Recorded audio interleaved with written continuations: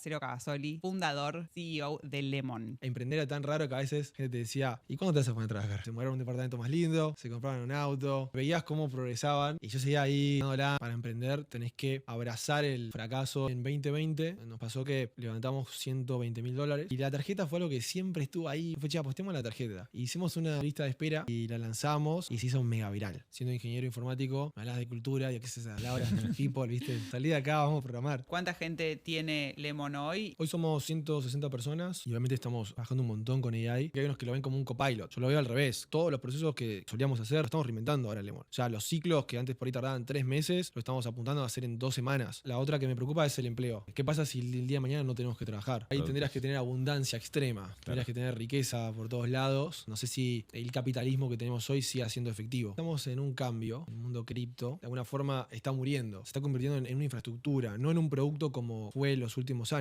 Arrancás de cero hoy. ¿Dónde invertís tu tiempo y tu plata? Una charla de Warren Buffett que está con alumnos y les dice, si te doy $50.000, me das el 10% de todo lo que generes. Y la gente dice, y bueno, tu evaluación es $500.000. Entonces, como que una vez no se da cuenta de eso, que el principal activo, sobre todo cuando estás emprendiendo, sos vos. Vos sos el principal activo. Entonces, invertí en vos como activo. Bienvenidos a un nuevo capítulo de La Guita Podcast. Yo soy Oli Goldschmidt, estoy acá con Alan Suchovicki y tenemos como invitado a Marcelo Cavazzoli, fundador y además CEO de Lemon. Pero le dicen Chelo, ¿no? Chelo, Lemonchelo. Lemonchelo, claro. Lemonchelo es muy bueno. ¿Cómo estás? Muy bien, muchas gracias por la invitación. No, a vos, gracias por venir y contanos una cosa que le preguntamos a todos nuestros entrevistados, que es ¿cómo era la relación con la guita en tu casa de chico? Hoy conocemos Lemon, ¿no? Hoy sabemos lo que es, aparece. Queremos entender tu historia. ¿De dónde viene esa cercanía con el mundo financiero? Creo que mi camino vino más por el lado tecnológico y después se conectó con el mundo financiero. De hecho, me causa a veces un poco de risa que aprendí muchos conceptos financieros gracias a cripto, que después los conocí en el mundo financiero tradicional. Entonces creo que siempre estuve muy metido con tecnología, con desarrollo, con programación. Empecé a hacer aplicaciones desde muy chiquito. Que es muy chiquito, perdón. Y el primer cheque de Google lo recibí a los 16 años. Sí. Oh, wow, ¿y por qué fue? Era una página en internet. En ese momento andábamos mucho en longboard, como skate. Así que vamos a hacer una página de longboard. Y puse Google AdSense, se llamaba, que es Google Ads. Y me llegó ese cheque y fue como, wow. O sea, puedo monetizar lo que a mí me gusta. Y de ahí no paré. Pero desde ahí arranqué como un camino de un poco a aprender. Creo que más como a los golpes. Y a manejar, a construir una empresa, a construir productos, hasta que llegó hasta llegar a Lemon, que arranca como toda otra película. Viste que hay mucha gente, o este espíritu emprendedor que vos naturalmente llegaste, es muy difícil de lograrlo. Hay que verlo como poco tabú el dinero, hay que ver como poco tabú el fallar. ¿Quién crees que te enseñó eso? ¿De dónde lo sacaste? Creo que es más el lado de fallar. Para emprender tenés que, como de alguna forma, abrazar el fracaso y el rechazo y el no, porque constantemente vas a tener esos nos. Y es de, bueno, seguir adelante, es de aprender con cada no. Por ejemplo, en Lemon, creo que al principio todos los inversores que hablé me dijeron que no. Algunos se reían. Yo tenía una tarjetita que había hecho medio casera para tratar de explicar que podrías pagar con una tarjeta con cripto en cualquier lugar del mundo, que es lo que después se convirtió en la Lemon Card. Y cuando pichaba eso me decían, es una pésima idea. ¿Por qué voy a querer pagar con mis criptomonedas, con mis acciones? Es como que lo veían como algo muy, muy distinto. Y creo que ahí es donde uno tiene que realmente confiar en lo que está haciendo y seguir adelante a pesar de los nos. Y después tenés nos de gente que por ahí querés contratar, te dicen que no. Bueno, inversores que no te quieren dar capital. Tenés también el mercado, que de repente sacás un producto y no funciona. Entonces creo que viene una parte muy de seguir adelante a pesar de tener esos no y estar seguro de lo que estás haciendo. Y al revés, ¿cómo aprendés de esos nos? ¿Te acordás de algún no antes de Pitcher Lemon que te haya marcado la vida? Oh, sí, tengo un montón. Creo que a los 20 y tantos, 22, ponele, estaba haciendo una startup de creo que una red social. Sí, era como una especie de Tinder, pero con WhatsApp. O sea, era como que conectabas tu WhatsApp y entrabas a Tinder con WhatsApp. Entonces no tenías como un chat. Y le mandé un mail a un inversor. No quiero decir el nombre, pero pues, es muy querido, es inversor en mi compañía actual. Pero en su momento le mandé y le mando todo, que necesitamos una inversión, y me contesta que no. Me dice que estamos muy verdes.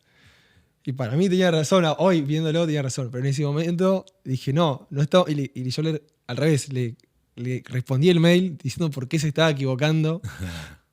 Obviamente tenía razón y estábamos muy verdes y esa compañía no funcionó. Pero creo que por ahí lo que cambia cuando vas creciendo en tu camino emprendedor es al revés. ¿Cómo podés aprovechar para aprender de eso? Por ejemplo, en vez de haber respondido que estaba equivocado, lo que tenía que haber dicho es, ok, digamos, ¿qué estás viendo? ¿Qué puedo mejorar? ¿Nos podemos juntar a tomar un café? ¿Cómo puedo aprender de vos? Creo que ahí es donde aceptás el rechazo y el no y lo usás para construir algo positivo. ¿Te decían que no las chicas, que querías hacer un Tinder? No, de hecho, cuando lo lanzamos creció bastante, sobre todo en India. Mirá, qué loco eso. Sí. Yo aprendí el no en el boliche, fue así directamente como aprendí el sentimiento del rechazo. ¿Qué edad tenías cuando hiciste Lemon? Tenía 27. ¿Cómo sí. fue? Mira, en ese momento, bueno, también parte de eso, de ese concepto de los nos, una de las cosas era el levantar capital. Acá, el levantar capital en Argentina siempre fue muy difícil. Ahora es muy distinto a lo que era antes. Antes era como una industria inexistente. El venture capital, había muy pocos fondos y se enfocaban en como áreas muy específicas. Entonces, siempre que intenté levantar capital no podía, y era también difícil conectar con inversores de afuera. Entonces, mi manera para financiar proyectos fue hacer una software factory, o sea, una compañía de servicios, vender software y con ese capital financiar. De hecho, al principio en Lemon el equipo tenía que cumplir unas horas de software factory y otras de Lemon, y teníamos como un Excel para trabajar mitad a mitad, fichabas como qué día, para más o menos tener una cuenta de cuántas horas estamos invirtiendo. Entonces, fue muy a pulmón así en eso. Construir software, conseguir capital, y una vez con ese capital ir construyendo a poquito pedacitos de Lemon, hasta que realmente tuvo un producto que podemos sacar al mercado y traccionar, y ahí recién levantar capital externo. Pero fue muy de puchito a puchito. ¿Y cómo manejabas vos esta idea de... Sí, en la diaria vos estabas armando una empresa que le iba relativamente bien, pero no veías un mango? Ponías todo en una compañía que no sabés que iba a funcionar. ¿Cómo tomaste esa decisión de postergar felicidad en pos de algo más grande? ¿Cómo lo fuiste llevando? No es fácil eso, no es fácil. En mi caso me pasó inclusive como por una presión adicional, que yo estudié ingeniería informática en la UBA y siempre fue muy bueno en la parte de informática sobre todo. Y mi grupo de amigos de la facultad, que hacíamos los trabajos juntos y tal, bueno, en un momento empezaron a tener un trabajo para... Justo fue cuando empezó como la globalización de las compañías de IT, y empezaron a contratar gente de Argentina remota. Antes no existía. Antes, o sea, trabajabas en una compañía argentina y hacías software para compañías argentinas. Justo mi generación fue como la que se abrió mucho ahí y empezaron a tener un trabajo afuera en dólares. Claro. Coincidía con ese momento de brecha, ¿no? Donde tener un trabajo en dólares encima era como... Sí, era un plus enorme. Y yo seguía emprendiendo sin un mango. Y después empezaron, claro, se mudaron a un departamento más lindo, se compraron un auto, y es como que veías cómo progresaban en la vida de alguna forma, y yo seguía ahí, ¿viste? Intentándola, emprendiendo, y a veces te preguntás, no me habré confundido, no estaré, ¿viste? De hecho, emprender era tan raro que a veces la gente te decía, ¿y cuándo te vas a poner a trabajar? Estabas todo el día trabajando y es como... Hoy es más popular y creo que hubo varios emprendedores que cambiaron esa mirada y hoy es como más cool, de hecho, emprender, ¿no? Es como hasta aspiracional y creo que está muy bueno porque se necesita tener como ese push extra. ¿Tenías el sueño de ser emprendedor, ya que resististe tanto, no como tentación de trabajar para afuera, con ganar en dólares, contra ponerte a hacer algo tuyo? Sí, recontra. Yo creo que ahí es donde es como un innegociable para emprender. Hay una chispa. Y a veces como emprendedor la ves en otros emprendedores. Y te juntás y a veces sabes cuál, viste, tiene chances de que le vaya bien y cuál lo va a abandonar. Ya te das cuenta porque tiene que haber como esa motivación medio hasta de rebeldía, de querer hacer algo, de estar obsesionado con un proyecto y te va a llevar eso, darlo todo. Entonces, yo sí, desde muy chiquito, o sea, mi primer proyecto lo hice a los 12 en una calculadora programando un videojuego. Y de ahí me obsesioné con hacer cosas y hice videojuegos, un montón de startups, hasta que me enfoqué full en Lemon. Pero siempre estuve, o sea, siempre fui como el distinto en ese sentido de querer hacer algo, de crear algo de cero, cuando lo más atractivo siempre era al otro, es al revés, trabajar, cobrar en dólares, una compañía gigante, hacer carrera. Era como el camino más prometedor. Volviendo a lo que contaste antes del acceso al capital del Venture Capital, ¿cómo fue levantar esa primera ronda para Lemon? Primero, la primera vez que levantamos capital fue con como Friends and Family y sobre todo clientes de la Software Factory. En ese momento yo había ahorrado unos mangos con la Software Factory y puse todo lo que tenía. ¿Cuánto fue la inversión inicial para Lemon? De lo que tenía yo en ese momento eran $25.000, $30.000 que había facturado con la empresa de servicios y... ¿Fueron enteros ahí? Enteros, sí. Y de ahí levantamos más o menos unos 50.000. Fueron varias rondas. Cada una te va llevando a un nuevo destino. Y también no fue tan simple. Hubo momentos que por ahí nos quedábamos sin capital, tenías que salir a levantar, estuvo el COVID. Fueron como distintas instancias. Y en todas fueron de manera distinta. Pero creo que en todas lo más importante es lo que estás construyendo, lo que estás creando y la atracción que tiene eso. Creo que ahí es donde, por ahí vos podés tener un buen pitch y todo, pero creo que lo que más vende, la forma de levantar capital, por ahí para todos los emprendedores, la mejor forma es construyendo. O sea, vos podés vender algo que no tenés o podés mostrar lo que tenés hoy en día, que por más que sea chiquito, está creciendo y tiene un futuro enorme. Y eso vale más que podría hacer 1.000 millones de decks y presentaciones, no más ponerse a construir. Creo que la mejor manera de levantar capital es construyendo. Y te hago una pregunta. Yo, por ejemplo, no estuve nunca en una ronda de inversión así inicial. ¿Qué fuiste a buscar? ¿Socios? ¿Fuiste y pediste plata prestada? Contanos un poquitito cómo funciona ese mundo. Bueno, es muy distinto por ahí el modelo más tradicional, el venture-backed, digamos, el enfocado en VCs, donde hay como un estándar bastante conocido. Vos levantás capital y vendés un porcentaje de tu compañía. Generalmente las valuaciones suelen estar estandarizadas, los porcentajes de crecimiento, los montos y el tipo de inversor también. Es como que de una forma está un poco más estandarizado en el mundo de tecnología. Lo que haces es básicamente te conectás con un montón de inversionistas internacionales, la mayoría, y mostrás una presentación de tu compañía, de tu proyecto, y lo que tenés hasta ahora y lo que vas a construir, y pedís un cierto capital para lograrlo. Y generalmente viene una term sheet donde te dice los términos principales y una vez que tenés esa term sheet ya empezás a hacer una ronda. A medida que crece la compañía pasan dos cosas. La cantidad de inversores prospectos que tenés disminuye porque hay muchos más inversores early stage, digamos, en un estadio más temprano que una compañía más grande de crecimiento. Entonces cada vez tenés como menos inversores que son para tu estadio.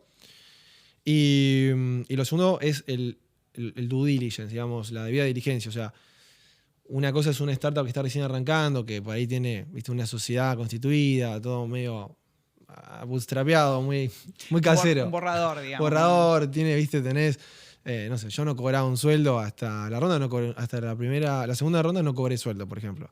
Tenés cosas así que las tenés que ajustar, cosas legales y demás.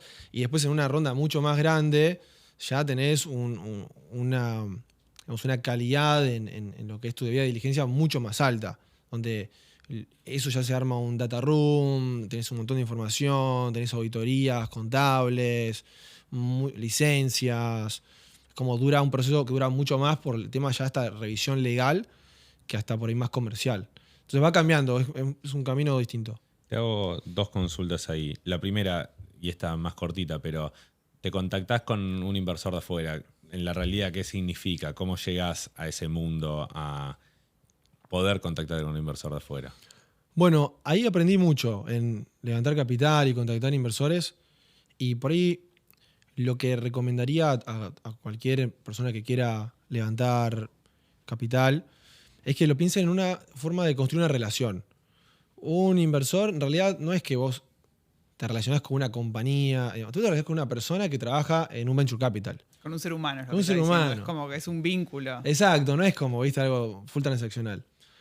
Entonces, uno tiene que construir una relación con las personas que trabajan ahí. Entonces, lo que por ahí más recomiendo es construir esa relación antes de salir a levantar capital. Construirla, por ejemplo, contándole qué estás haciendo reuniones cada tanto, mostrándole tu proyecto, teniendo un newsletter, un email y mandás a todos cómo venís. De hecho, los inversores que, en nuestro caso, cuando hicimos rondas, mismo la última ronda, que fue hace menos de un año, los que más avanzaron fueron los que ya conocíamos años atrás. Claro. Y que teníamos una relación y nos conocíamos en persona y vieron todo nuestro progreso y nos vinieron siguiendo. Y es una relación un poco más de confianza que algo más transaccional. Entonces, por ahí lo mejor que uno puede hacer es conocer a estos inversores. Que le puedes preguntar a ChatGPT, pasamos una lista de 100 VCs para mi compañía y escribirles un mail, buscarlos en eventos, conectar, pedirles una reunión para conocerse, no para pedirle capital en ese momento. ¿En tu experiencia son personas accesibles que podés llegar a hacer esto fácil? Sí, de hecho, trabajan de eso. Así Claro. que sorprendentemente son mucho más accesibles. Por ahí sí recomiendo no ir al managing partner, digamos, al presidente del fondo, sino arrancar con los analistas, las personas que están buscando, que están activamente trayendo oportunidades al fondo. Y con respecto al inversor del otro lado, ¿qué crees que vio en vos y en Lemon? Pero básicamente, no sé cuánta gente era Lemon en la primera ronda de inversión. No, éramos tipo 4 o 5 personas. Entonces, ¿qué Sí. vio en vos y en las otras 3 personas? No hay que desmerecer para nada, lo contrario. ¿Qué encontró distinto? O sea que a veces les pregunto, es muy distinto lo de un early stage que una compañía avanzada. Eso también no es lo mismo hacer una ronda, una serie B o C, de una pre-seed o un Friends and Family o una seed. Y mientras más temprano te vas, tiene que ver más con el emprendedor y tiene que ver con el crecimiento que estás teniendo. Entonces, creo que muchos veían esas ganas de crear algo y de esa resiliencia, que al principio es muy duro. O sea, uno a veces no cuenta lo difícil que fue y escucha historias de emprendedores y te cuentan las partes buenas, pero al principio es muy duro. Y más si arrancás así, más casero. Y entonces creo que esa resiliencia es lo que más te distingue, porque después tu proyecto puede cambiar. De hecho, el proyecto de Lemon cambió bastante con los años, desde que arrancamos hasta lo que es hoy. Pasamos por muchas cosas, muchas ideas distintas. Entonces no tiene mucho que ver ni con la idea, ni tampoco con el producto actual, sino con el emprendedor, por un lado, y después con el crecimiento de lo que está creando. Si eso es algo que realmente el mercado está usando, aunque sea chiquito, pero viene creciendo. Corregime si me equivoco, pero vos tenías que, por un lado, ibas y le vendías a vos y a tu equipo. Por otro lado, le vendías en algún punto cripto, porque cuando arrancaste no era lo que cripto es hoy. Y después también tenías, me imagino, el desafío de vender cripto en la Argentina, ¿o no? ¿Cómo manejabas toda esa narrativa? Sí, también tenías que vender Argentina. De alguna Claro. forma. Esa creo que es ¿Qué año cuarta era? más difícil. Y arrancamos 2018, 2019, 2020, 2021. Todos los años levantamos plata. Así que en todos los Pará, momentos fue ¿nos haces difícil. el trayecto de Claro. plata levantada? Ay, son casi 70 millones. No sé bien la fecha ya de tantas rondas, pero la última la hicimos en 2025 y la primera fue en 2018 y 2019. 70 millones es el total. Sí, total 70 millones, un poquito menos. Estamos 68, 69 millones. Sí. Volviendo a cómo construías esa narrativa, ¿cómo hacías? ¿Qué era lo que llevabas? Y ahí hay mucho de arte también, ¿no? Del toque de cada uno. Mi perfil es más de producto y tecnología, entonces siempre usé mucho el producto. Siempre tenía la app, siempre tenía la tarjeta, siempre tenía para mostrarte algo y me era muy fácil construir. Vamos, sobre todo, si necesitábamos construir algo, me quedaba el fin de semana y lo programaba. O sea, tenía esa habilidad que me había dado por ahí el estudio, que podía crear eso. Hay otros perfiles que por ahí no son técnicos, que tienen otro lado, que tienen un lado más de negocios, que tienen un lado más de narrativa. O sea, en mi caso era más usar el producto. O sea, en 2019 ya teníamos la aplicación totalmente avanzada. Es como que yo digo, ¿cómo hicimos esto? Y funcionando. Entonces, como que ese lado por ahí era más factible. Pero por ahí, volviendo a la Argentina, en estos años de rondas y que siempre fue distinto, algo que sí me sorprende mucho es cómo cambió la visión del inversor con Argentina.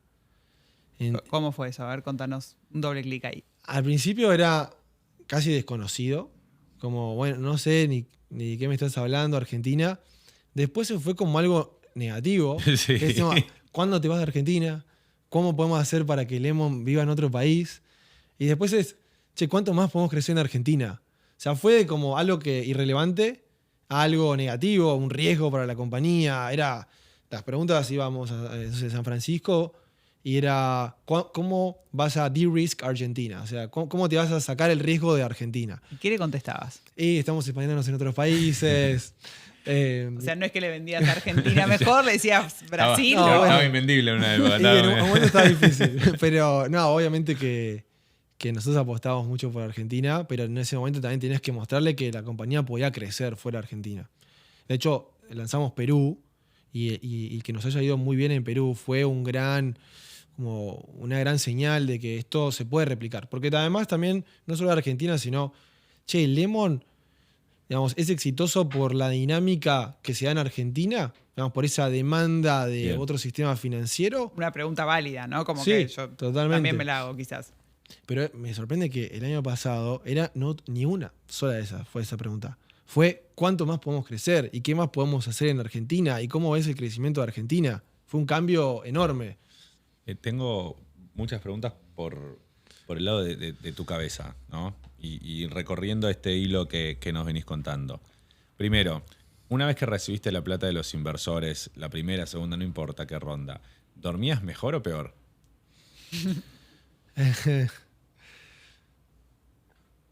Distinto, no sé si mejor o peor. Hubo momentos, sobre todo tempranos, que nos estábamos quedando sin capital. Entonces ahí era como, bueno, un alivio, seguimos teniendo, digamos, runway, seguimos teniendo meses de vida. Y después en otros es, bueno, ahora levantamos este capital, ahora tenemos que ejecutar. Creo que igual lo bueno de ya tener el capital es que uno se tiende a ser mejor ejecutando, porque son cosas que vos podés controlar. Con el paso del tiempo, ya de tanto emprender y construir, uno ya confía y sabe lo que es capaz y dónde están tus riesgos. Entonces, una cosa es depender de alguien más y otra es depender de vos. Entonces, siempre, si vos podés quitar el riesgo de un externo, estás más tranquilo. Entonces, cuando estás levantando capital, en un momento dependés de también el mercado y qué va a pasar con cripto y las stablecoins y que Trump y que Milei. Hay un montón de factores que a veces pasan. En cambio, cuando ya tenés el capital, ahora depende de vos ejecutar. Cambia el play, es como que... Y el rol del CEO es muy de eso, es muy de, por momentos, estás en el mundo exterior y estás en una ronda y hablando con inversores y por ahí estás mucho tiempo afuera, estás meses afuera. Y por momentos estás en la trinchera con tu equipo ejecutando. Y tenés que estar todo el tiempo cambiando de mindset. ¿Cómo se maneja eso? No lo sé. O sea, lo aprendés, imagino. Sí. No sé si hay una receta. Sigo acá con la línea porque abriste de Lemon en 2019 y tuvimos las PASO 2019. Dijiste, uy, la puta madre, la cagué. ¿O te asustaste, no te asustaste? En ese momento, cuando estás arrancando y tenés muy poco para perder. De hecho, tuve un artículo que escribí que es el juego del emprendedor, y es como que voy por el camino del emprendedor por distintos niveles. Nivel 1, nivel 2, nivel 3, nivel 4. ¿Vale? Y en el primero, en el nivel 1, creo que es como lo más importante es, o sea, no tenés plata, no tenés un producto, no tenés clientes. Equipo. Claro, tu equipo es lo que pudiste armar. O sea, generalmente no tenés casi nada. Hay una cosa que sí tenés, que es tenés muy poco para perder. O sea, podés tomar casi que todos los riesgos que quieras. Entonces, una vez que entendés eso y empezás a tomar riesgos, al revés, es cuando ves una dinámica así, es bueno, ¿cómo podemos aprovechar esto? ¿Cómo podemos hacer esto? ¿Cómo nos podemos mover de acá para allá? Entonces creo que el nivel 1 lo salís con ese, no tengo casi nada que perder. ¿Qué riesgo tomaste al principio que hoy lo evaluás como el mejor acierto? Bueno, hubo uno en 2020 que habíamos probado muchas cosas de Lemon. De hecho, nos pasó que levantamos $120,000 y de repente nos pusimos a hacer muchas cosas, ¿no? Partimos un poco el foco. Creo que también le pasa a muchos emprendedores. Y en 2020 nos pasó que nos quedamos sin capital, cortos de capital, y teníamos que elegir qué hacer. Aparte, perdón, no sé en qué momento de 2020 me hablas, pero valió $3,000 el Bitcoin en marzo del 2020 Sí. y llegó a no me acuerdo cuánto a final de año. Sí, de hecho en ese inicio de 2020 nos habíamos quedado sin fondo. Antes también porque un inversor desapareció y tuve que empezar a vender todos mis Bitcoins a 3.000 para pagar los sueldos, y una oficina que estaba clausurada por el COVID, que no se podía ir. O sea que me lo acuerdo muy bien a ese periodo. Me dolió bastante. Pero bueno, en ese momento que nos quedamos sin capital y teníamos que enfocarnos, y bueno, no tenemos muchas balas. Teníamos pocas balas para elegir.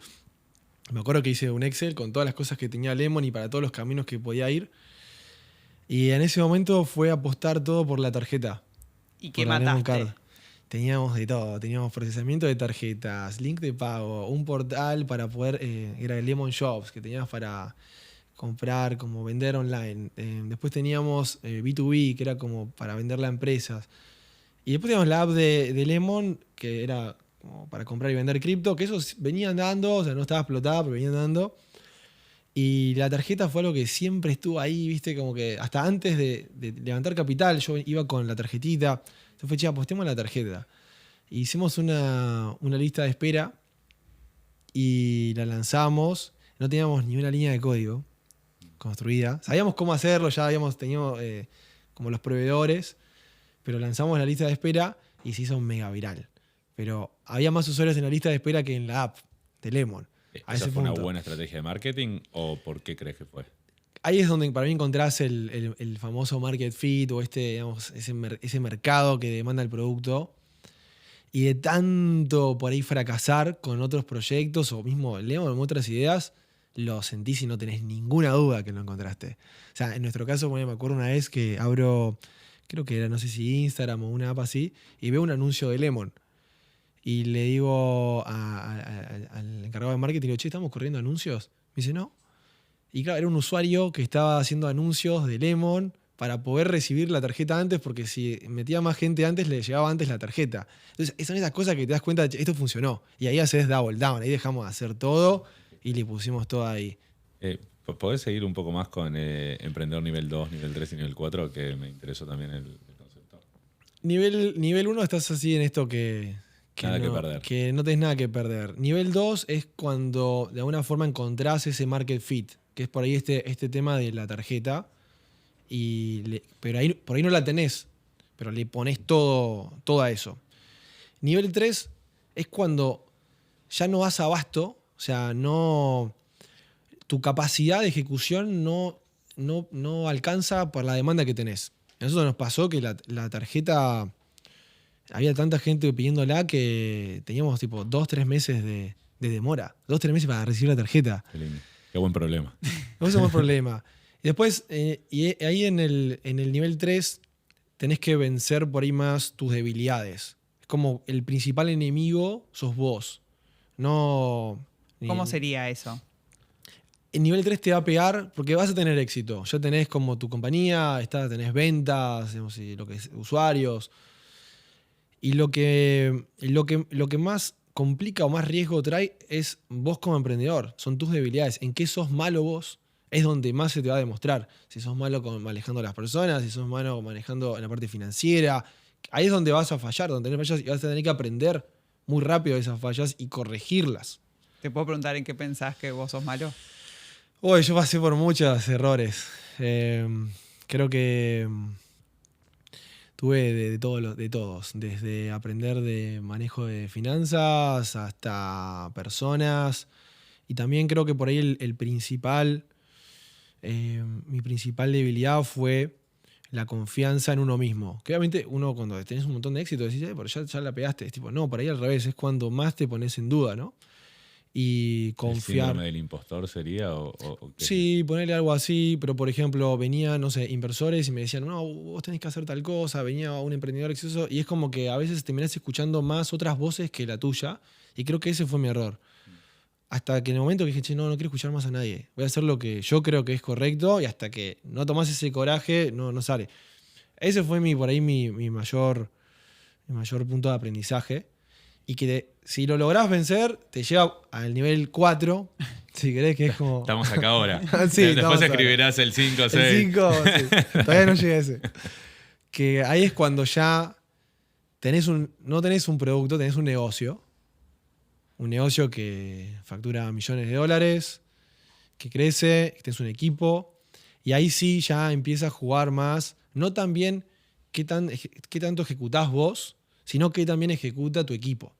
Ya se diluye lo que vos podés hacer. Vos podés trabajar 24 horas, pero 24 en 200 personas no es nada.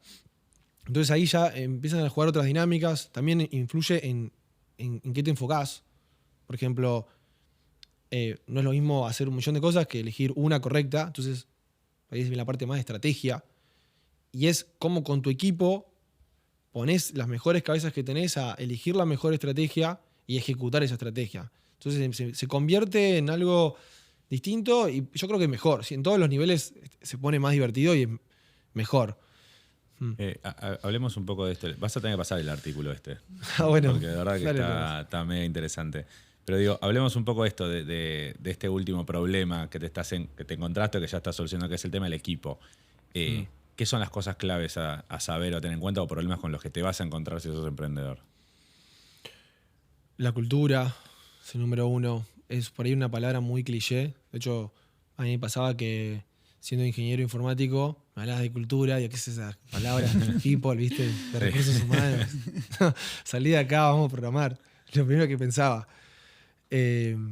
Y uno por ahí, hasta que no lo ve en acción, no lo cree. O sea, tener una cultura con los valores que vos crees y las personas que, digamos, siguen esa cultura y que fomentan esa cultura, te cambia todo. O sea, vos podés tener un negocio que lo haces con personas que tiran para otro lado o lo haces con personas que están todos en la misma sintonía y cambia muchísimo. Creo que la cultura ya en ese estadio es el factor fundamental. ¿Cuál es la estrategia para mejorarla, llevarla al lugar deseado? En mi caso, lo primero fue definirla, entenderla. Bien. Porque si nunca la escribís, pensás que la gente sabe lo que es y todos tienen una idea distinta. Entonces, primero es bajarla en algo que vos puedas compartir. Después, Y cuando la tuviste que escribir, ¿por dónde iba la cosa? Pues yo tengo mi propia visión acerca de lo que es la cultura de Lemon. Conozco creo que mucho más a tu equipo que a vos, con los que trabajo hace muchos años. Y tengo como una idea, pero no sé, cuando la tuviste que escribir, ¿qué fue lo que pusiste en palabras? Creo que hay mucho de los valores que uno tiene que para uno son importantes. O sea, no hay culturas correctas e incorrectas. O sea, son todas distintas y cada cultura sirve para cierta compañía y para cierto equipo y para cierto fundador. sea, en mi caso es como que sentía cosas que me identificaban y que para mí era importante, que es como con qué equipo querés trabajar. Creo que la cultura lo que te define es, vos podés decir, bueno, tenemos que, no sé, conseguir 1 millón de tarjetas, ¿no? Entonces, la cultura es lo que te va a decir el cómo llegas a 1 millón de tarjetas. Podés llegar a ese 1 millón de tarjetas, qué sé yo, vendiendo, podés llegar a ese 1 millón de tarjetas, no sé, yendo, no sé, por ahí no diciendo la verdad, o por ahí podés llegar a ese 1 millón de tarjetas, no sé, con mucha política adentro. Entonces, como que hay compañías que tienen algunas cosas que a uno parece que no pueden sonar tan bien, pero que sirven. En nuestro caso, creo que digamos, tenemos cinco valores en Lemon. Creo que hay uno que es la parte de integridad, que ese nos interpela a todos. Y por ahí es, bueno, no sé si en el producto de Lemon, muchas cosas que lo reflejan. De hecho, somos la única app que tiene una prueba de solvencia en tiempo real. O sea, ninguna aplicación te muestra hoy dónde están tus fondos, si lo puedes validar o no. En ninguna. O sea, nosotros nos tomamos el tiempo de hacerlo y hasta se refleja en el producto. Entonces, como que esa parte de transparencia, de ser frontal. En ese de integridad tenemos uno que es honestidad brutal, por ejemplo. La honestidad brutal es, si tengo un problema o algo, te lo digo por más que duela. Hay compañías que prefieren, bueno, eso guardarlo o no decirlo. Nosotros por ahí nos tomamos el tiempo para que se eliminen esas asperezas. Y aunque duelan, es tipo, che, sos muy buena en esto, pero acá venimos muy mal. O esto no tiene sentido. O sea, o sos una persona muy inteligente, pero esto que hiciste es malísimo. Y por ahí al principio cuesta, pero eso me resultó uno de los principales puntos de éxito. Posta es tremendo, es muy bueno lo que está diciendo. Es un poco como, ¿qué no estoy dispuesto a dejar de lado para llegar a mi objetivo? Digo, ¿cómo, y vos, ¿cómo sabés o dónde sentís que se ve reflejado ese cambio en la cultura en Lemon? Digo, ¿cómo te das cuenta que está en todas las aristas? Empieza a funcionar todo muy bien. Empieza a ser un equipo que empuja todo para el mismo lado. Y ojo, no es así nomás que ponés la cultura y listo. Tenés que fomentar las personas que le impulsan y tenés que, en algún momento, sacar personas que detractan. Cuando contratás también, es por ahí una persona de un perfil excelente, pero culturalmente no lo ves que es distinto. Y por ahí es un 10, es un genio y terminás sacándolo o diciendo que no porque culturalmente no entra. Pero el resultado que ves es un equipo.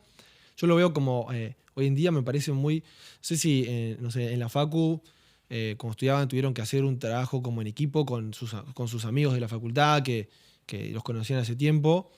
Y es como eso que estás en una mesa y resolviendo un problema entre todos, que son todas personas que tienen conocimiento, que saben, y al revés, mejor todavía, porque cada uno es mejor que vos en otra cosa y resolviendo un problema en equipo. Entonces, como que la cultura se ve reflejada también en eso, en el resultado que termina saliendo de esa discusión.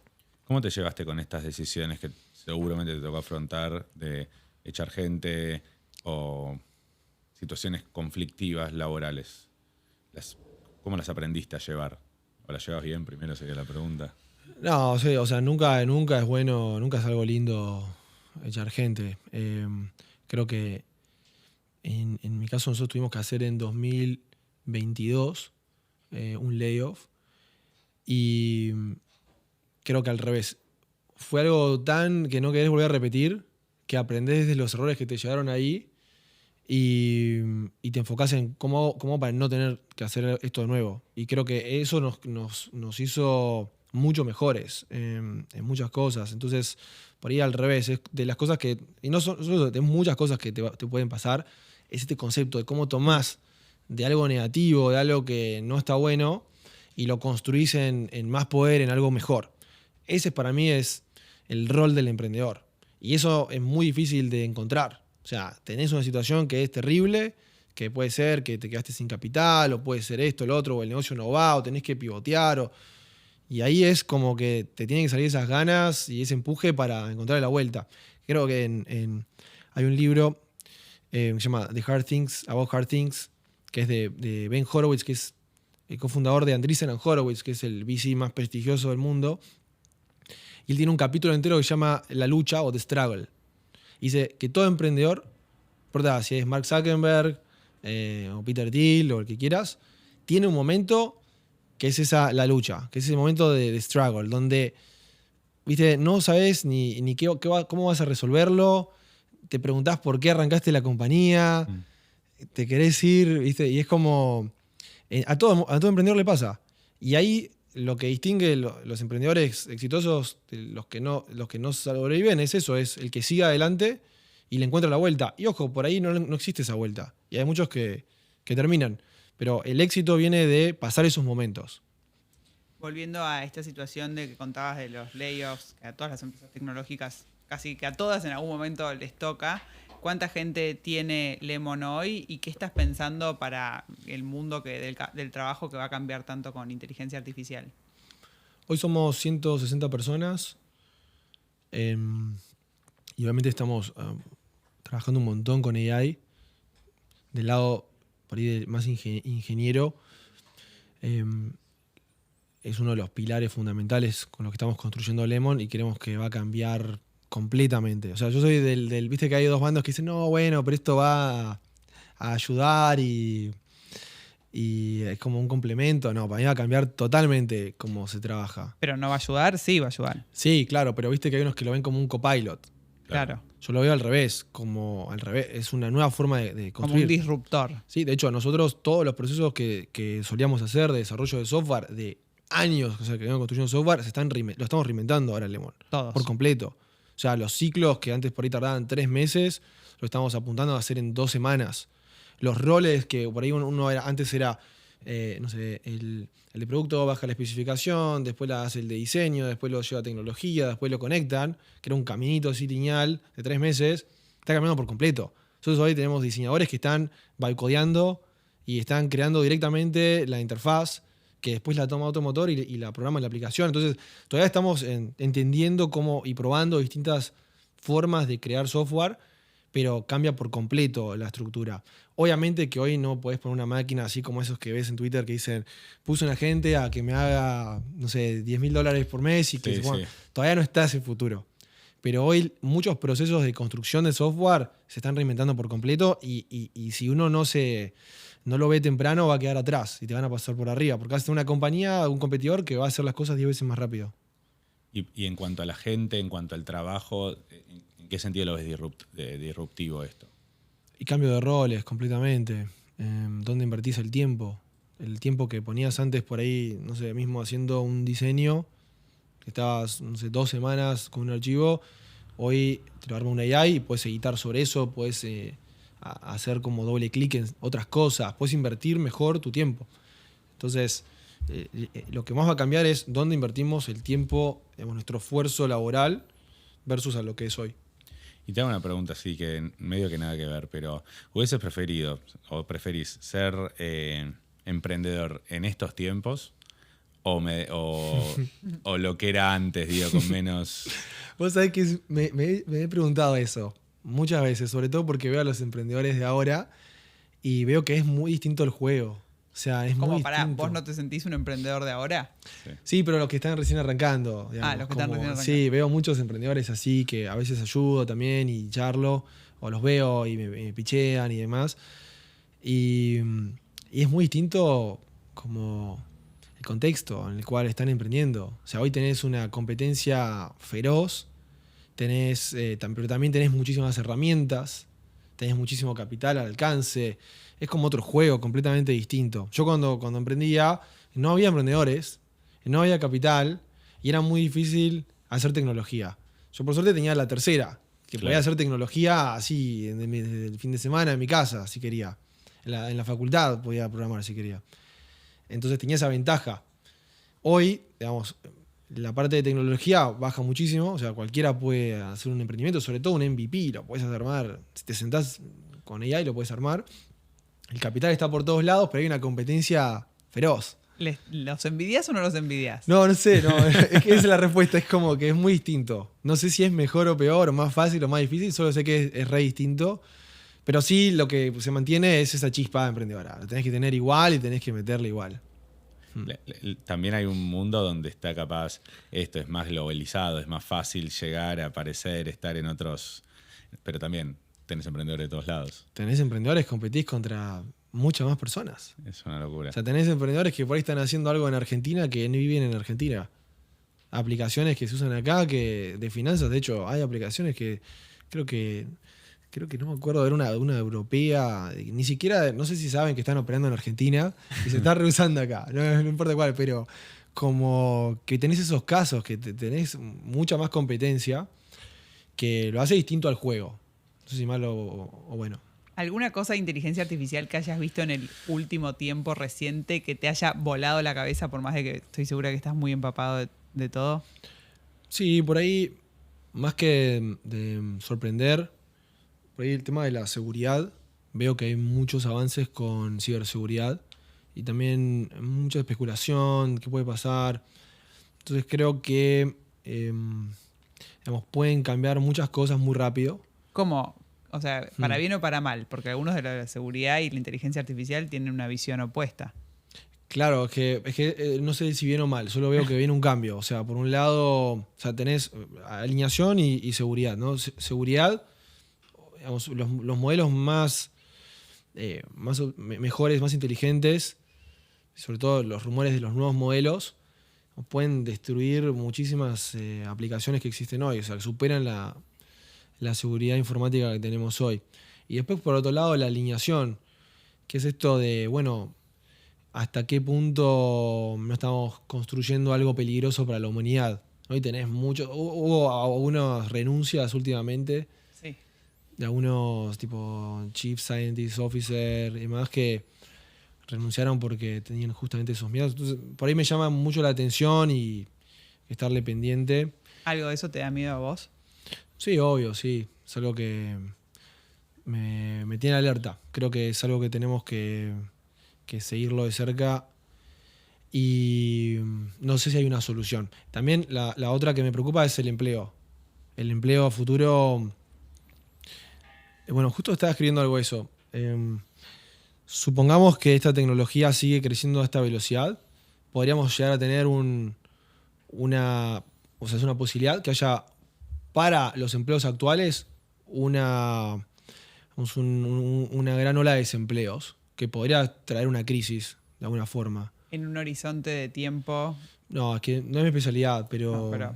me imagino que en 5 o 10 años. O sea, eso sí me preocupa porque podría ser una crisis que, bueno, ustedes saben mucho de eso, ¿no? O sea, un desempleo en un cierto sector empieza a desincentivar la economía y es como toda una cadena que no para de reaccionar.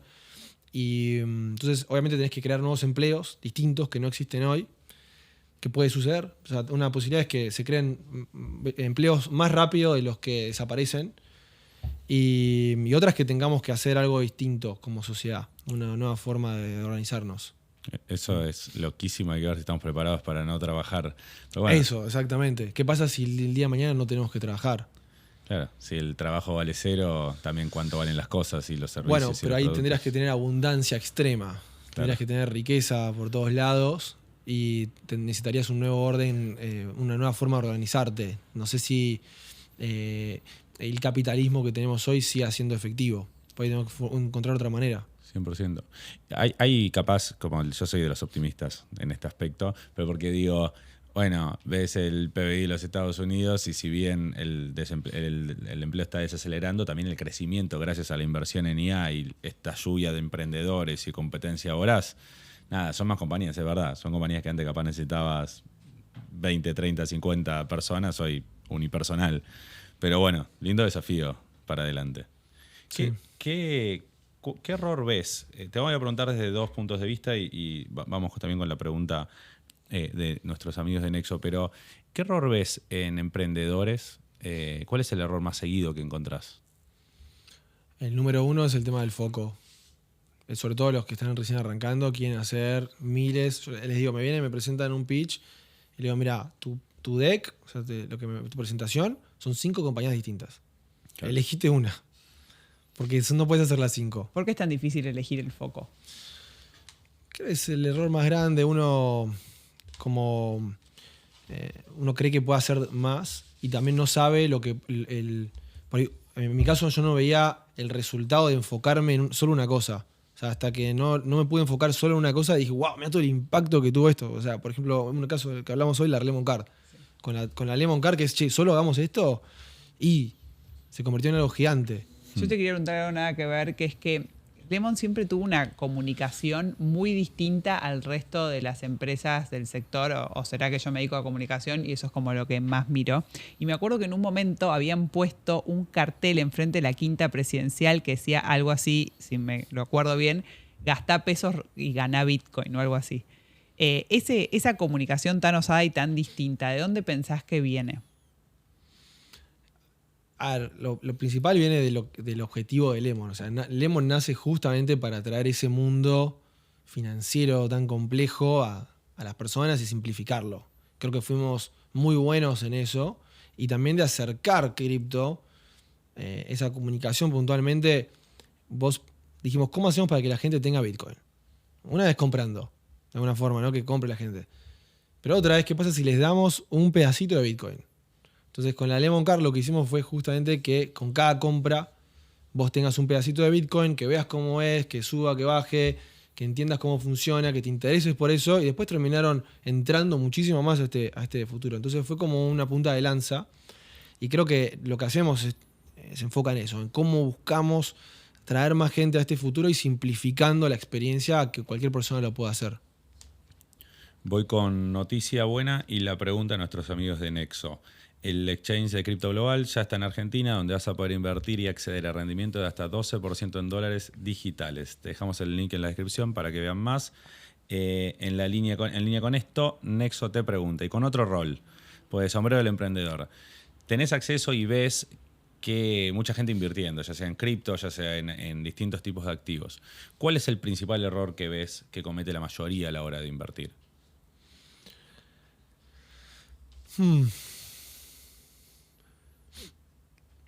Creo que el error más típico, sobre todo al principio, es apostar a algo que está subiendo mucho.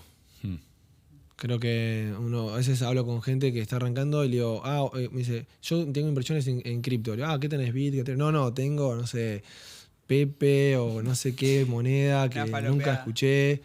Y creo que por ahí ese es el principal error, buscar tener la plata fácil en vez de decir, bueno, no, voy a aprender de esto, voy a entender cómo funciona, o ir a algo más seguro. A veces la gente quiere todo más rápido. Y si esperas un poco más de tiempo, Bitcoin, por ejemplo, hay un periodo que es 4 años, que dice que en cualquier momento de la historia de Bitcoin, si vos compraste Bitcoin y esperaste 4 años, siempre saliste ganando. Entonces, como que tenés que esperar. O sea, no es algo inmediato que de un día a otro te vas a hacer millonario, y en inversiones lo veo todo el tiempo. Sí. Ojo con el FOMO trade, esto de estar subiendo todo, se viene. También eso, sí. Ese es el único que compra. Y Bitcoin como asset class, como tipo de activo a la hora de invertir, ¿te gusta? ¿Lo recomendás? ¿Qué estás mirando vos? ¿Cómo manejás tu plata? Seguramente mucho en Lemon, pero ¿cuánto por fuera y qué haces? Bueno, justo ahora creo que estamos en un cambio en el mundo cripto. De hecho, como por ahí el principal, para resumirlo, sería como cripto de alguna forma está muriendo. Y bueno, ¿cómo está muriendo? Yo creo que se está volviendo algo invisible. Se está volviendo algo como infraestructura. Se está convirtiendo en una infraestructura, no en un producto como fue en los últimos años. De hecho, al principio, cuando empecé a ver esta tendencia, lo primero que se me vino a la mente fue Internet. O sea, hoy estamos usando Internet todo el tiempo, vamos a hacer podcast, ahora todo es Internet, lo usamos todos los días. Y nunca hablamos de Internet como concepto. Y cuando hacemos una compañía no hablamos de una compañía de Internet. Son todas compañías de Internet. Entonces, cripto está siguiendo esa tendencia de maduración que se está convirtiendo en algo invisible que va a estar embebido en finanzas y embebido en nuestra vida, en nuestro día a día, de una forma que no nos vamos a dar ni cuenta. Entonces estamos entrando en una fase de integración con finanzas tradicionales y convirtiéndose en algo invisible.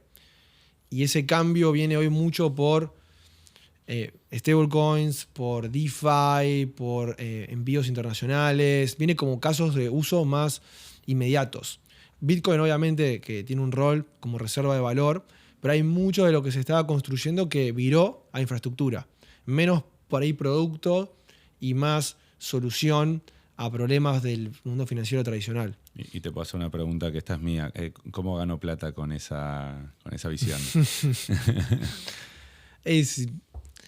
Te diría que hoy es un buen momento para entrar en esta industria a crear. Creo que está cambiando finanzas por completo. Creo que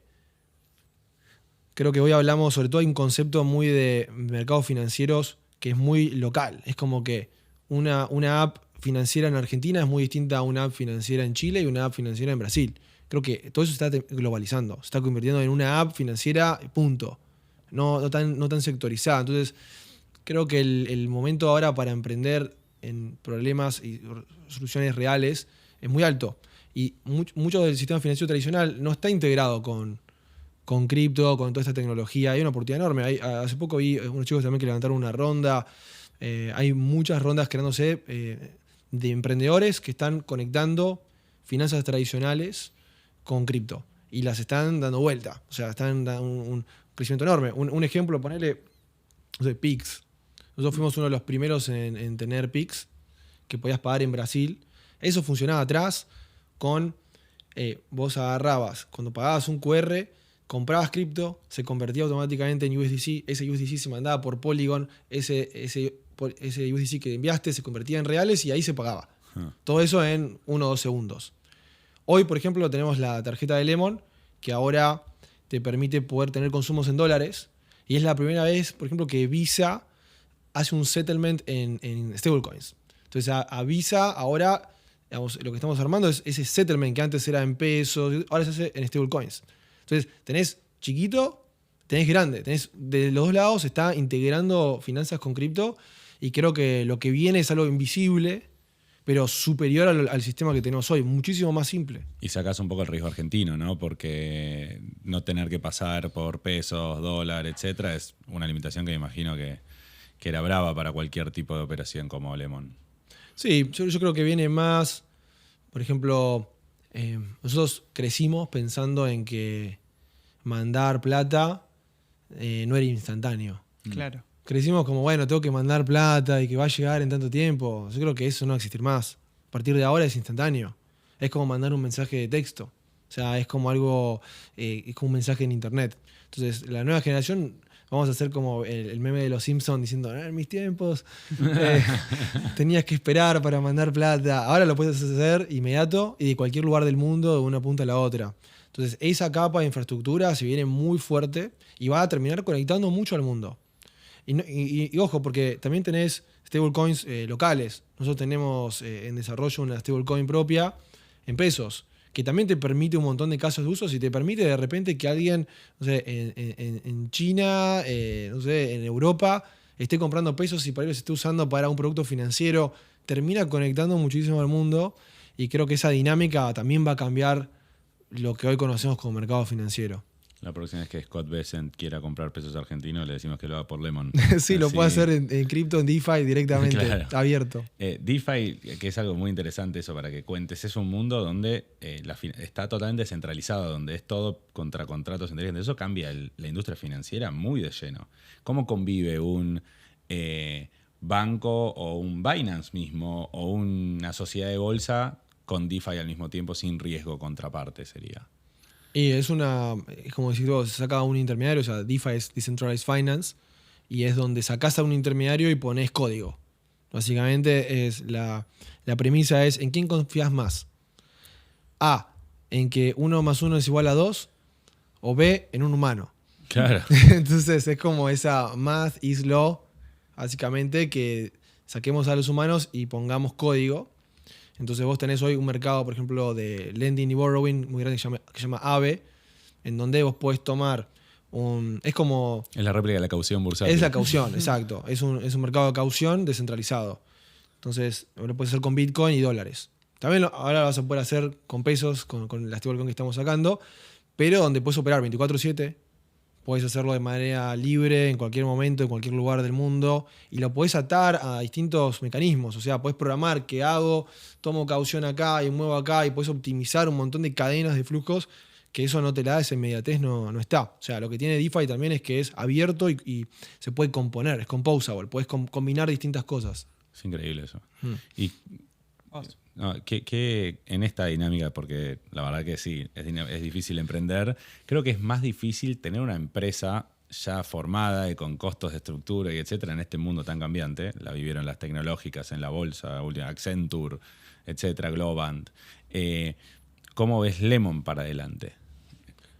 Ahí es otra parte de ese rol emprendedor. Hay un libro que es Only the Paranoid Survive, que es buenísimo, es de Andy Grove, que básicamente vos todo el tiempo tenés que estar reconstruyendo. Y más en cripto, que viene cambió tanto. O sea, nació una forma, después vino DeFi, después vino Web3, después, no sé... Los NFTs, tuvimos los Lemis NFTs. Sí.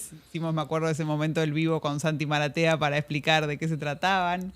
Es algo que hay muchos experimentos, algunos funcionan, otros no. O sea, tenés que acomodarte todo el tiempo. Entonces, nosotros lo que vimos es esta cripto invisible, esta tendencia de, esto va a ser una capa de infraestructura, así como es Internet. Entonces nos empezamos toda una estrategia de conversión a una app en donde directamente puedes reemplazar tu banco. O sea, que no necesites usar ninguna otra app financiera. ¿Y cómo lo logramos? Es teniendo una interfaz muy parecida a la que usás en cualquier fintech o un banco, pero por detrás los superpoderes de cripto. O sea, tener todo acceso a todas estas cosas que hablábamos recién, que son súper complicadas, de una manera sencilla, de una manera casi invisible. A tal punto donde, por ejemplo, si vos tenés stablecoins o dólares digitales en Lemon, automáticamente eso ya esté conectado con una plataforma de DeFi por detrás. Y no tengas que vos andar firmando una transacción, poniendo gas fees, todo ese tema que lo hace complejo, sino que al revés, desde la app como Lemon, vos ya tenés todo eso por detrás. Entonces, la manera que estamos viendo donde entra Lemon es en eso, es en traer una experiencia muy simple, pero conectada a todos estos superpoderes que te da este mundo nuevo. Te puedo hacer otra pregunta, pero ahí sí me voy a ir a cualquier lado, te aviso de antemano. ¿Tenés cuántos años? 34. O sea, tenés una pasión por Lemon y una diaria en Lemon altísima. ¿Dónde termina? ¿Dónde formás una vida capaz por fuera? ¿O lo estás pudiendo hacer al mismo tiempo, esta dinámica de vida social, pareja, familia, empresa?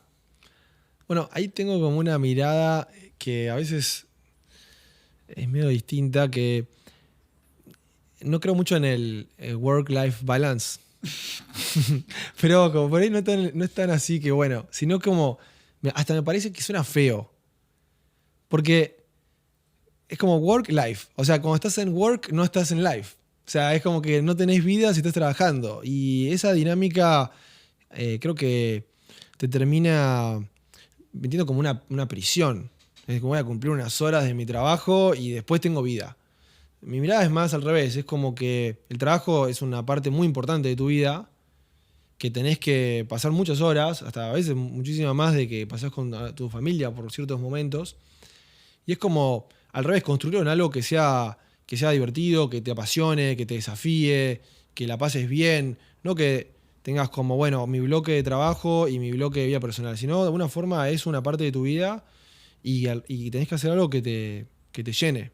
Porque va a ser mucho tiempo, hasta que la AI nos reemplace y ahí no te quede más. Otra. Sí. Te matan a vos la AI, te van a dejar tranquilo en tu casa, no sé cómo hacer, es increíble. Sí, bueno, vamos a ver, tenemos otros problemas para resolver. Olvídate, arrancando, los psicólogos le va a ir bien, tampoco. Seguro. Nos reemplazan a todos. Bueno, Elon Musk dice que es un tema de cuándo. O sea, que en definitiva todos nos vamos a ser reemplazados, el tema es cuándo. Será en un año o en 100, pero que en un momento, o sea, nos van a reemplazar. Y con respecto a lo de los psicólogos, tengo más de una amiga que usa ChatGPT para preguntas de la diaria, así que no sé si no son los primeros. Claro, todos. Ya tenés las Twitter haciendo las cuentas que te ganan plata solo, yo ya no sé para qué sirvo. Siguiendo con... Voy yo. ¿Cuál es tu sueño para Lemon? O sea, nuestra misión, desde que arrancamos, la seguimos manteniendo, que es cómo sumamos a personas a este nuevo cambio financiero. Y hace poco nos preguntamos, suponete que lo logramos. Sumamos, como venimos haciendo, cientos de millones de personas. ¿Qué pasa? ¿no? Como nos preguntamos eso. Y lo que encontramos es que debería la persona, todas esas personas que sumamos, acceder a un futuro mejor, futuro que sea más libre, pero no en el sentido de puedo hacer más cosas, sino al revés, que los libere mentalmente de tanto tener que estar pensando en cómo optimizar su plata, sino al revés, que puedan en ese sentido tener la plata en algo que sea más sencillo y que puedan poner ese esfuerzo bueno, ¿qué hago? ¿Qué quiero hacer con mi vida? Quiero invertir acá, quiero hacer esto, quiero este proyecto. Hoy, de hecho, en Argentina tenemos como este tema de que tenemos que sobrevivir. Tuvimos por mucho tiempo que si tenías los pesos perdías plata. Para mí tiene que ser al revés. Tenemos que lograr simplificar tanto que la gente sea más libre mentalmente de poder hacer otras cosas. O al revés, que puedan usar su plata. No que tengan que estar pensando en cómo la resguardan, en cómo la cuidan, en que si compro bonos, que vendo acá. Sino, ¿sabes qué? Ya tengo el esfuerzo, digamos, el esfuerzo que yo hice en mi trabajo, lo tengo en una buena reserva, lo tengo rindiéndome o lo que fuera, y lo puedo usar como yo quiera. No tengo que andar con tantas vueltas en este mundo financiero que tendría que ser más simple. Y que escuchen este podcast también. Exacto.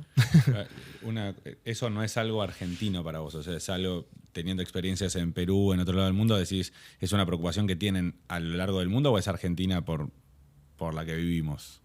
No, en Argentina tenemos un caso particular que nos dio como ese boost enorme. En Argentina, para tu unidad, hoy tenemos, bueno, del último reporte cripto, 2,4% de los argentinos usan una app cripto todos los días y el promedio en la TAM es 0,6.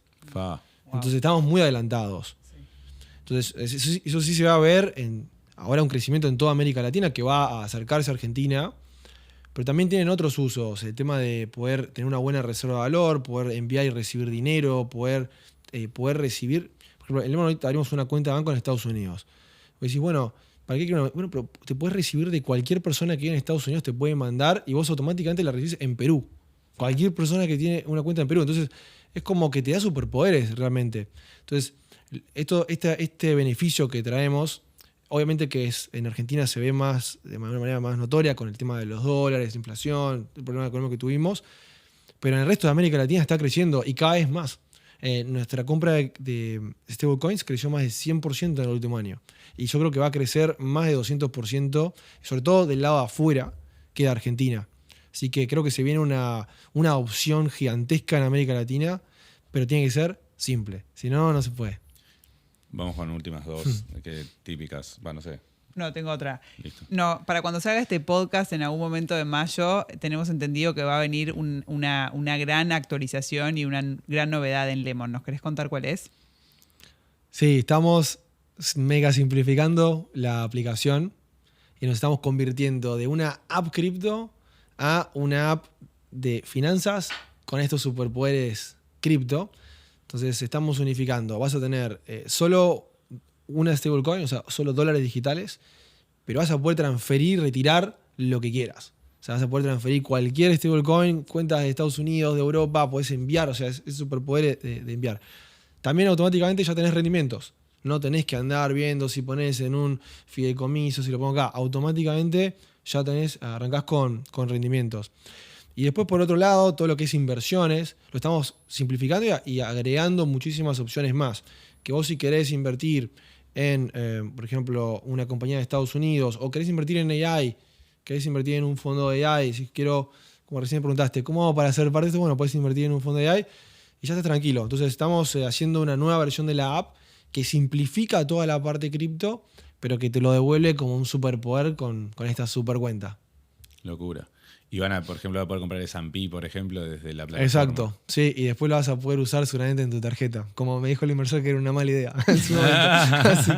No, es interesante, es muy interesante.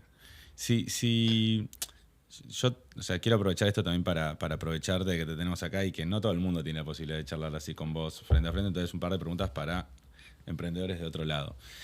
La primera, arrancás de cero hoy. Cero, como vos. Decís, bueno, en su momento arrancaste, ponele que podés llegar a generar un ingreso por un lado. ¿Dónde invertís tu tiempo y tu plata? De una. En dos cosas. Una en vos. Hay una... En mí, gracias. También. Hay una charla de Warren Buffett que está con alumnos y les dice, si te doy $50.000, ¿me das el 10% de todo lo que generes? Y la gente dice, y bueno, tu evaluación es $500.000. Entonces, como que uno a veces no se da cuenta de eso, que el principal activo, sobre todo cuando estás emprendiendo y sos joven y tenés energía, sos vos. Vos sos el principal activo. Entonces, invertí en vos como activo, número 1. Y lo número 2, en algo que te apasione. Porque en un momento te vas a cruzar con algún desafío y ahí, si es algo que no te gusta, y te vas a ir. No la vas a poder sobrellevar. Tenés que hacer algo que realmente te guste. Y vas con la tuya estelar, Oli. No, otra tengo. Te iba a hacer esta pregunta. ¿Viste que hay como una frase que dice que un año de emprendedor es son como un año de perros, como 7 años? Sí. ¿Es así? Sí, totalmente. Totalmente. Y hay algo lindo de emprender, entre todas las cosas difíciles, que es que creces muchísimo como persona. Todas estas experiencias se trasladan muchísimo a tu lado personal. Y es impresionante cómo después te moves en la vida cotidiana y sos otra persona. Entonces te hace crecer mucho. ¿Te da sabiduría o cómo? Claro, ¿qué ejemplos así que te haya transformado? Miles. O sea, hoy veo problemas, no sé, por ahí que no sé, viene alguien y te cuenta un problema que está teniendo y lo ves y decís como... Ay, qué tranquilo ese problema, ¿no? ¿Cómo lo abordaría distinto? Creo que el tema de exponerte a tantos desafíos constantemente y a problemas, te convertís en una máquina de resolver y de aguantar problemas. Es como que ya casi hay muy pocas cosas que te estresan. O sea, después de tener una carga impresionante y salir adelante, le perdés el miedo a los problemas. Es como, bueno, good. Vamos a ver cuál es el siguiente y vamos al siguiente. Mueve la vara. Te mueve la vara. Entonces ya después el resto estás más tranquilo en la vida. Es una buena consejo. Es parte de la inversión en uno mismo enfrentarse a problemas.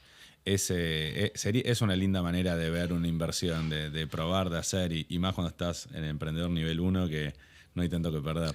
Sí, totalmente. Un emprendedor al principio que fracase rápido, no perdés nada. A lo sumo aprendiste algo. Increíble. Entonces ahora sí te pregunto, ¿qué aprendiste de la guita que no esté en los libros? O sea, que no esté como en la teoría.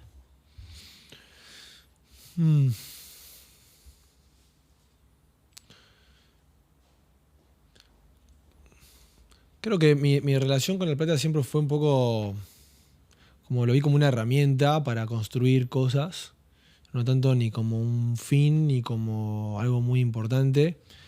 De hecho, como que no le doy mucha importancia. Lo veo como una forma de hacer hoy en día.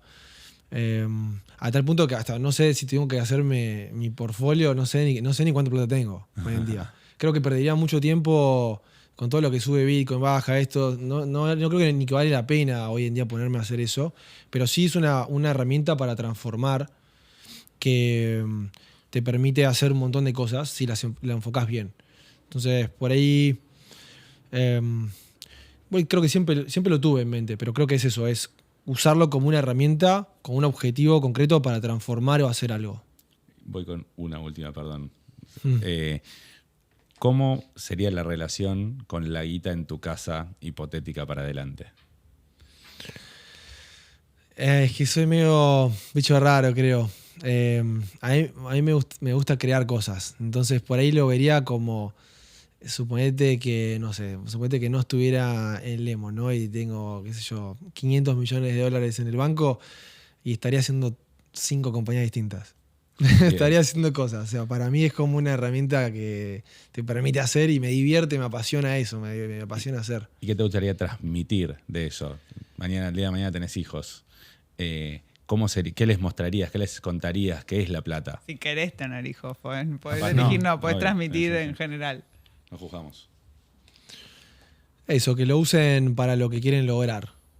Que lo usen para hacer algo con lo que les haga feliz, que les apasione, que les divierta. Que lo vean como un medio, no como un fin. Muy bien. Me gusta, hay que sacarle el tabú. Bueno, Chelo, yo contentísimo. Un aplauso para nuestro invitado de hoy. Muchas gracias por venir. Gracias. Gracias. Posta, fue increíble. Muchas gracias.